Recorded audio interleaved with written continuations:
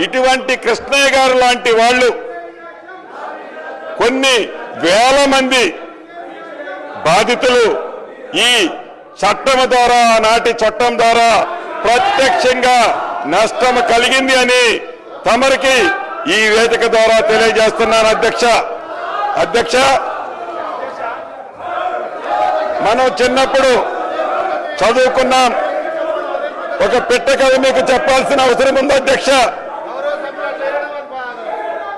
రెండు పిల్లులు రొట్టె కథ ఈ ధరణిలో ఉంది ఏదైతే రెండు పిల్లుల మధ్య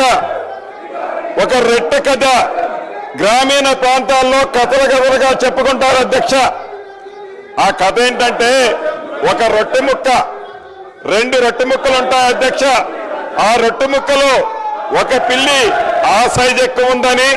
ఇంకొక పిల్లి ఈ సైజ్ ఎక్కువ ఉందని కోతి పంచాయతీ చేస్తుంది అధ్యక్ష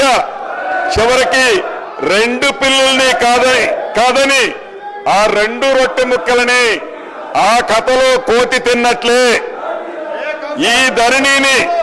ఈ ధరణి కాన్సెప్ట్ ని పెట్టి తెలంగాణ రాష్ట్రంలో ఉండే దళిత గిరిజన మైనారిటీ బీసీల వేలాది ఎకరాల భూములని ఆనాటి పెద్దలు కోతి సామెతలాగానే తన్నుకుపోయారు అధ్యక్ష ఈ ధరణిని పెట్టి అదే రకంగా